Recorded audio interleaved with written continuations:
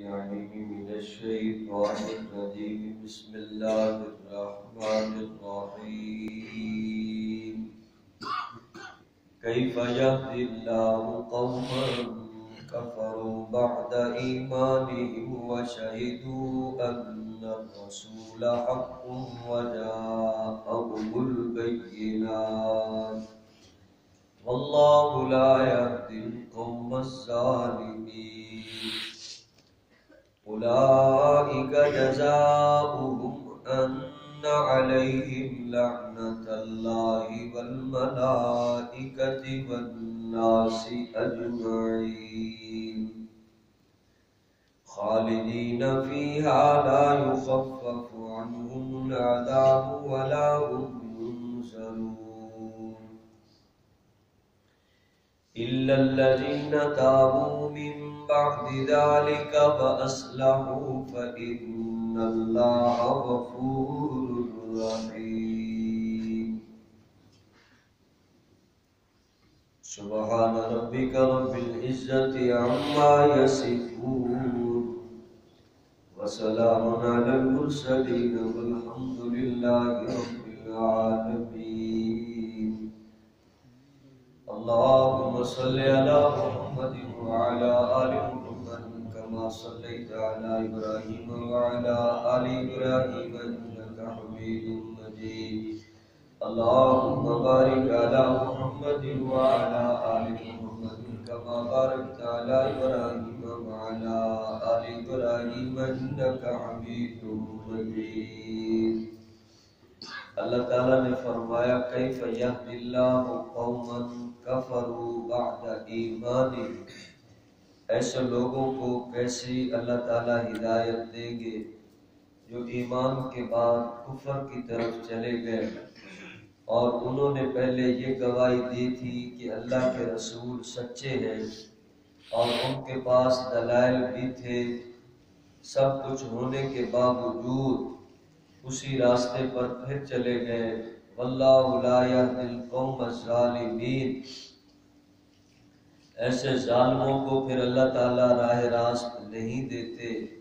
اولئک جزاؤہم، ان کا بدلہ ان علیہم لعنت اللہ، کہ ان کے اوپر اللہ کی لعنت پڑے گی، والملائکۃ والناس اجمعین، اور سارے فرشتوں کی بھی لعنت اور تمام لوگوں کی بھی ان کے اوپر لعنت ہی برسے گی۔ خالدین فیہا، ہمیشہ اسی حالت میں رہیں گے۔ لا یخفف عنہم العذاب، عذاب کے اندر بھی کوئی کمی نہیں ہوگی۔ ولا هم ینظرون، اور انہیں کسی بھی قسم کا وقفہ مہلت کا نہیں ملے گا۔ الا الذین تابوا، مگر جو لوگ توبہ کرے من بعد ذالک، اس کے بعد، وَأَصْلَحُوا، اور اپنی اصلاح کر لے، فَإِنَّ اللَّهَ غَفُورٌ رَحِيمٌ، پس بے شک اللہ تعالیٰ معاف فرمانے والے رحمت فرمانے والے ہیں۔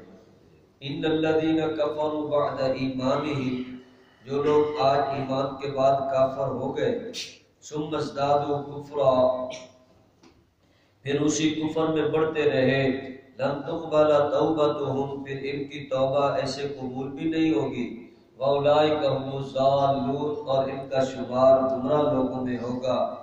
إِنَّ الَّذِينَ كَفَرُوا وَمَاتُوا وَهُمْ كُفَّارٌ، اور بے شک جو لوگ آج کفر کرتے رہے اور اسی کفر کی حالت میں ان کو موت آ گئی، فَلَن يُقْبَلَ مِنْ أَحَدِهِمْ، تو ان میں سے کسی کو بھی ایسے نہیں ہوگا کہ ملء الارض ذہبا، زمین کے خلا جتنا بھرا ہوا سونا لائے اور اس کا بدل ہو جائے، یہ بھی نہیں ہوگا۔ اولئک لہم عذاب علیم، ایسے لوگوں کے لیے دردناک عذاب ہوگا۔ وما لہم من ناصرین، اور ایسا ان کا کوئی بھی حمایتی اور مددگار نہیں ہوگا۔ تیسرے پارے کی آخری آیات جن میں اللہ تبارک و تعالی نے ایمان کے بعد کفر کی طرف جانے والے لوگوں کا تذکرہ فرمایا، ایسے کہ عام طور پہ یہ تھا کہ اہل کتاب تو پہلے پڑھتے ہی تھے، انہیں پتہ تھا کہ اللہ کے آخری رسول محمد ابن عبداللہ ہے صلی اللہ علیہ وسلم۔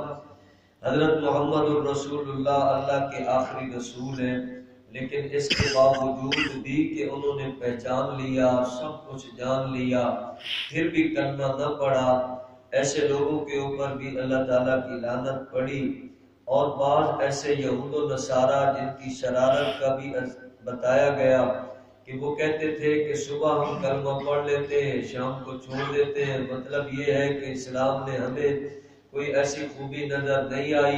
ایسے یعنی باطل لوگ تھے، اور دوسروں کا دماغ بھی خراب کرنا اور ان کو پریشان کرنا ایسے لوگوں کا وتیرہ تھا۔ تو اسی طرح کچھ لوگ ایمان میں آئے بھی اور پھر ایمان چھوڑ بھی بیٹھے، ایسے لوگوں کے اوپر لعنت پڑی ہے۔ اور یہاں جو توبہ کا تذکرہ کیا گیا، وہ توبہ بندہ یا تو پوری کرے، پہلے کفر سے توبہ کرے، شرک سے توبہ کرے، پھر اپنی اصلاح کرے، پھر اللہ تعالیٰ اس توبہ کو قبول فرمائیں گے۔ ورنہ دوسرے لوگوں کی صرف ایسے تھوڑی سی اصلاح اعمال کی ہو گئی، ایمان کے اندر ایسے نہیں، ایسے لوگوں کی توبہ قبول ہی نہیں ہوتی۔ اللہ تبارک و تعالیٰ نے ایمان کی کامیابی کا بندے کو یقین دلایا۔ آج اسلامی ایمانی زندگی گزاری جائے تو اللہ تبارک و تعالیٰ ایسے ہی ایمان والے بندے کو ہی کامیابی عطا فرمائیں گے۔ پچھلی آیات میں واضح کیا گیا، دین اسلام کے علاوہ جو بھی کوئی عمل کر کے آئے گا، اللہ رب العزت کے ہاں اس بندے کی اور اس کے عمل کی کوئی حیثیت نہیں ہوگی۔ ایمان اسلام لے کر آئے گا، اس بنیاد پر اللہ تعالیٰ اپنے بندوں کو نجات عطا فرمائیں گے۔ کئی ایسے ہوئے کہ انہوں نے اسلام کو چھوڑ دیا، اب وہ مرتد ہونا، اس کی سزا دنیا میں بھی ہے، آخرت میں بھی ہے۔ دنیا میں یہ ہے کہ ایسے مرتد انسان کو قتل کیا جائے، یعنی اسلامی حکومت ہو تو وہ ایسی حکومت اقدام کرے، اور دوسرا آخرت میں تو اس کے لیے عذاب موجود ہے۔ اللہ تبارک و تعالیٰ نے اس کے لیے دردناک عذاب ایسا ذکر فرمایا کہ اگر بندہ وہاں دنیا کا بڑا جتنا مال سونا بھی لائے گا تو اللہ رب العزت کے ہاں قبول نہیں ہوگا۔ اللہ کے ہاں ایسے بندے آئیں گے قیامت کے دن، اللہ تعالیٰ ان سے فرمائیں گے دنیا میں تم نے کفر والی زندگی گزاری یا ایمان چھوڑ کر کفر کی طرف چلے گئے، آج اگر ایسے کیا جائے اور تمہیں بھیج دیا جائے تو تم ایسے کر کے آؤ گے، اتنا مال ہو اور تم آ کر دے دو اور ایسے کر دو گے؟ وہ کہیں گے یا اللہ ہم کر دیں گے۔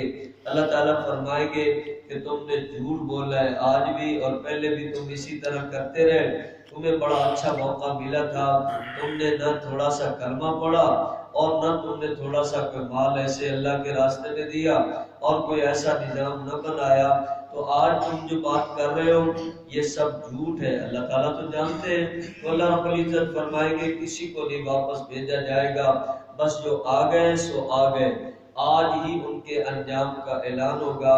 ایمان والوں کو اللہ تعالیٰ سلامتی عطا فرمائیں گے۔ ایمان کے ساتھ بندہ اپنی اصلاح کرے، نیک اعمال کرے، اللہ رب العزت کے ہاں اعمال بھی پہنچنے والے ہیں، صدقہ بھی آئے گا، نماز بھی آئے گی، زکوٰۃ بھی آئے گی، حج بھی، عمرے بھی اور دیگر نیک اعمال بھی۔ اللہ رب العزت ان اعمال کو بڑی اچھی شکل دیں گے اور فرمائیں گے تم بڑے اچھے اعمال ہو، جنہوں نے کیے آج ان کو بھی بڑی اچھائی ملے گی، بڑی عزت ملے گی، حتیٰ کہ پوری فرما برداری، اسلام بھی حاضر ہوگا۔ اللہ رب العزت فرمائیں گے اسلام اور میں بھی سلام۔ اللہ رب العزت فرماتے میرا نام سلام اور تم اسلام، آج اسی بنیاد پر سلامتی ملے گی، نجات بندے کو ملنے والی ہے اسلام کی بنیاد پر۔